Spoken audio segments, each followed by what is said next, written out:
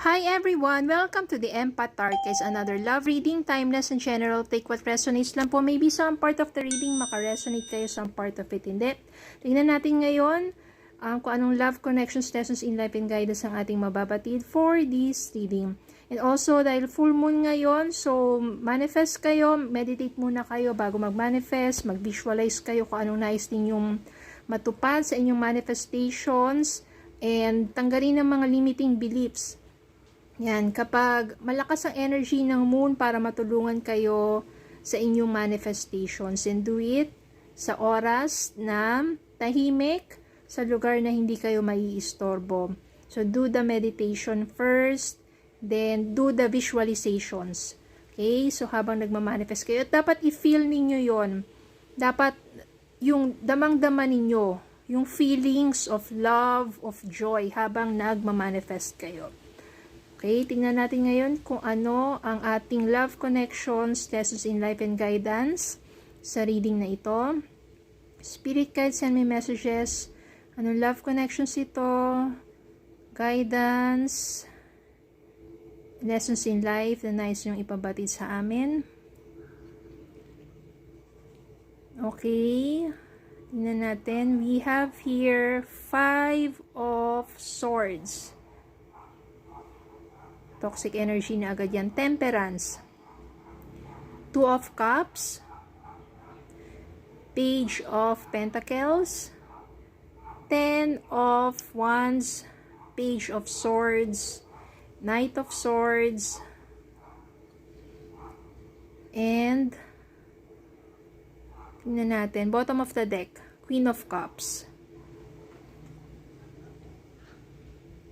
Okay, ito yung 5 of Swords, meaning nandiyan kayo or nararanasan ninyo or nagdaan kayo sa isang toxic na relationship. Yung parang physically, you are abused, emotionally, mentally, sobrang hirap na kayo at pagod na kayo sa ganyang klaseng relationship.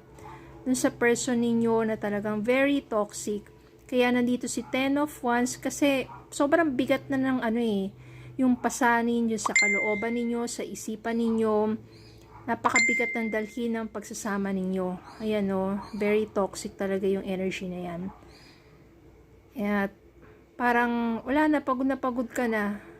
Dahil sobrang baba na ng moral mo, yung sobrang baba ng spirit mo, na ang bigat-bigat na, everyday na lang, napaka-toxic na ng buhay mo, no?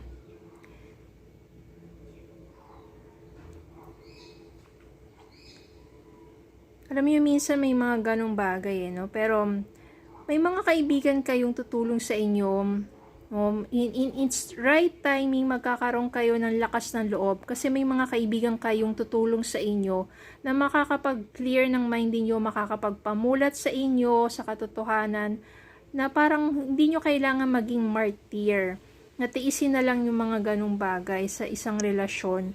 Kasi iba naman yung, di ba, sinasabi nating yung nagsasacrifice, dapat pareho kasi kayo, nagsasacrifice kayo for love, pareho kayo, pero iba naman yung nagpapaka-martyr, kasi ibig sabihin yun, ikaw lang yung may love, ikaw lang yung nagtitiis, pero yung person mo naman is, wala, just ina-abuse lang yung, sabihin natin, kabutihan mo, yung ganyan. So, iba yung sacrificing for love, and iba naman yung pagiging martyr, na minsan nagbubulag-bulagan na, nagpapaka-manhid na lang, ganon. Pero somehow, darating yung time na merong isang kaibigan na tutulong na lang sa'yo para makaalis sa isang toxic na relationship. Yan si Page of Swords.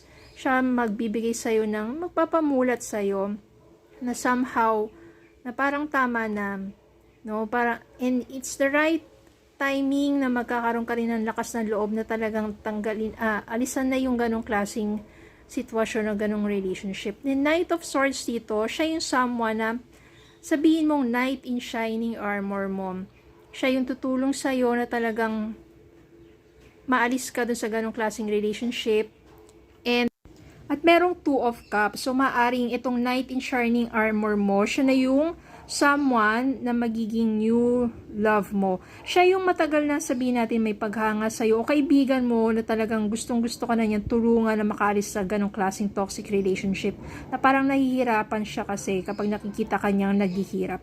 And Page of Pentacles dito, opportunity for you to start over again with someone na talagang merong care para sa'yo.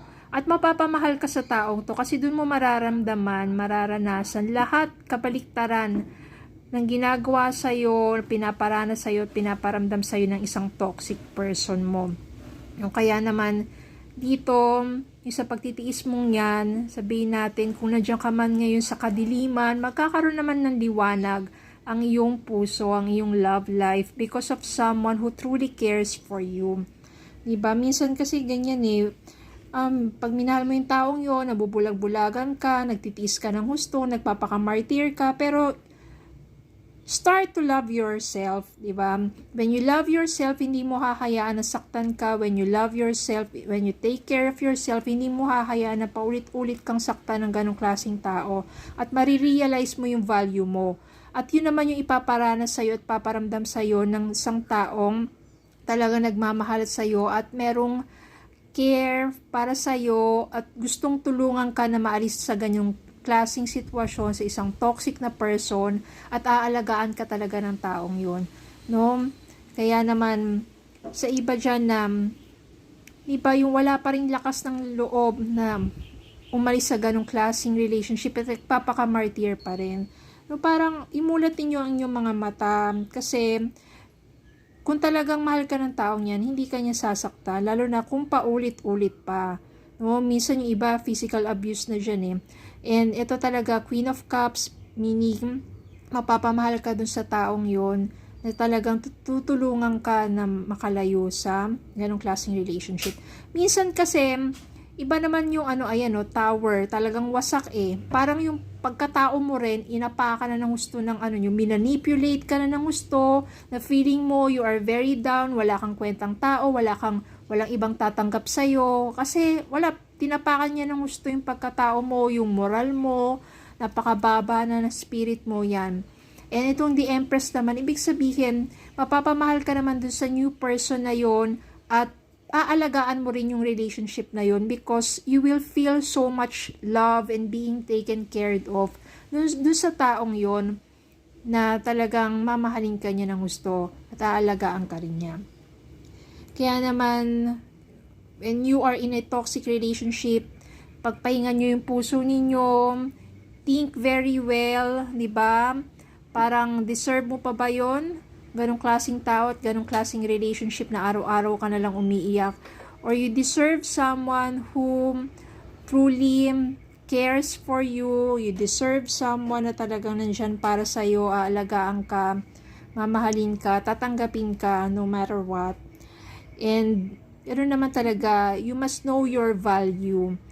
No, kapag hindi ka pinahalagan sa isang lugar, ng isang tao, umalis ka doon. And nandito yung the sun, ibig sabihin talagang magkakaroon ng positive, na energy, magkakaroon ng positive vibes, magkakaroon ng very optimistic ang patutunguhan ng love life mo at ng buhay mo in general kapag nakaris ka na sa ganong klaseng toxic na tao or relationship. No, kasi diyan kapag hindi mo tinanggal ang sarili mo sa ganong klaseng tao o relasyon, parang lahat na lang ng bagay, parang hindi na maganda pumapasok sa iyo, puro negativity, walang mga blessings na dumarating kasi yung heart mo puro na lang, 'di ba? You are anxiety, stress, depression, pati yung health mo maapektuhan, yung trabaho mo, yung araw-araw na pamumuhay mo. No, pero kapag nakalis ka sa ganong klaseng sitwasyon, you will feel relief, gagaan ang pakiramdam mo, you will feel love. Ayan. Tapos ito, ease and grace. At magkakaroon talaga ng grasya. No? Kapag nandun ka na sa isang relationship na kung saan you will feel love and being taken care of, merong grasya, merong ease and grace. At merong healing energy. O, unti-unti mag-heal ka from that pain, unti-unti talaga mararamdaman mo that nabubuo kang muli. Kasi 'di ba kung wasak na wasak ka na, unti-unti mo mabubuo ang sarili mo dahil tinutulungan ka rin ng isang taong tunay na nagmamahal sa iyo, na mabuo ka muli at mararamdaman mo yung talagang love, yung care. No? Kaya ganyan talaga sa buhay. When you feel na hindi ka na pinahalaga ng isa, umalis ka na doon, huwag ka nang magpaka-martyr pa. At maniwala ka, merong someone na ibibigay sa iyo ang universe na that is truly for you. Okay, just believe, just pray so that you have strength and courage na makaalis sa ganong klaseng situation, okay? So maraming salamat for watching. Please don't forget to like, share, comment, subscribe.